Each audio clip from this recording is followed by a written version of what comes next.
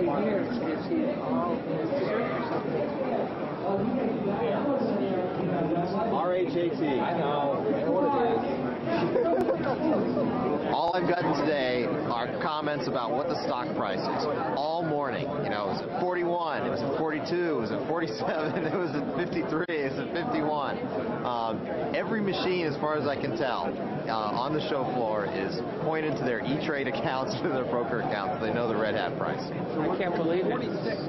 I'm the I just heard 53. Oh, boy. Hang on. I didn't buy any. You didn't buy? No, I didn't buy. I should have bought. But, no, that's great if it's that. You guys don't know? Well, you know, Red Hat being successful just means that it legitimizes Linux, so it's much easier for us to go out.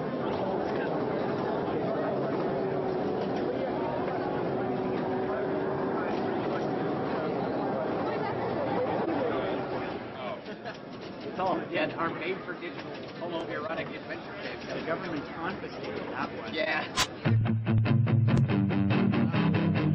It's kind of been a little bit divided.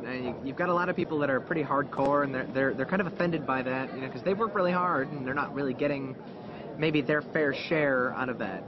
Some people do get ticked, and you know, the thing that you see that on a lot of mailing lists or on Slashdot. You know, you'll read, this guy is really mad because he didn't get a chance to didn't get a chance to get stock from Red Hat.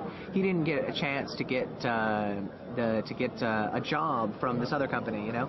But the kind of the shocking secret there is that most of the really hardcore guys, you know, they don't care so much. The guys that are kind of really down in the trenches, they're writing this code because they need this code. If we could invite Richard Stallman, who's the founder of the Free Software Association, and Tim Ney, who's the managing director. There we go. Here it is. Richard, I saw you playing your recorder in Paris at that Linux conference, but I didn't have an audio track. So would you get them to add audio to their video downstream next time? I don't have any control over that. Unfortunately, those things can only be done with non-free software. All right. We'll give you the award. And before you say a word, we'll have Tim and yourself hold up a little representation of the contribution towards the Free Software Association. So, very ironic things have happened, but nothing to match this. Giving the Linus Torvalds Award to the Free Software Foundation is sort of like giving the Han Solo Award to the Rebel Fleet. You see, some of you may not realize how far that analogy goes. But actually, let me tell you how we got here. See, what happened is, 15 years ago, if you wanted to use a computer, the only way you could do it was with proprietary software that divides and subjugates the users. And most people a lot of people didn't like it, but they saw no alternative.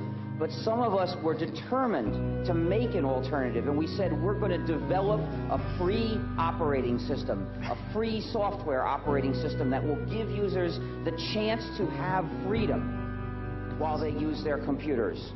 Now, a lot of people said, well, it's a nice idea, but it's so hard, and we'll never get it done, so I don't want to participate. I don't believe you can ever get it done. But luckily, not everybody said that. And clearly, we knew we would eventually get the kernel done. But as it happens, somebody else did a better kernel before we did.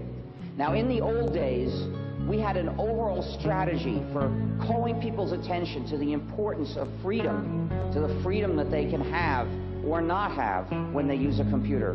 Well, what can we do about it? As far as I can tell, the only workable way of trying to change this and make that strategy work again is to spread the word that the operating system you're using is actually the GNU system, somewhat modified, of course.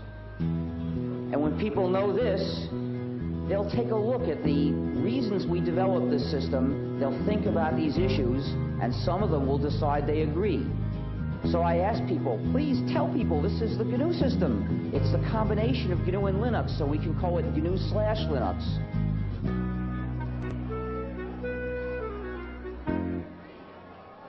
So, Larry, when you were at Stanford 8-9 years ago doing your PhD, did you ever think you'd be in this position? No. All kidding aside.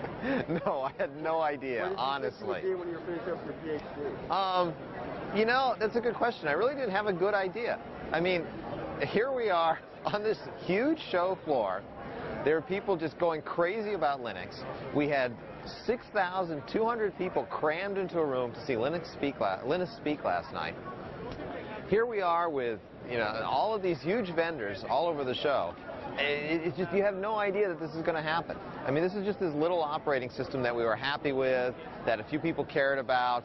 You know, I thought I'd have a nice little consulting business, and here I am suddenly with all of this huge show going on. It's just incredible. I mean, a year ago, you could look and say, you know, this is going to be big. And everyone's standing at the show going, you know, the show was big last year. Is it going to be as big this year? Then you remind them, you know, last year was only 6 months ago.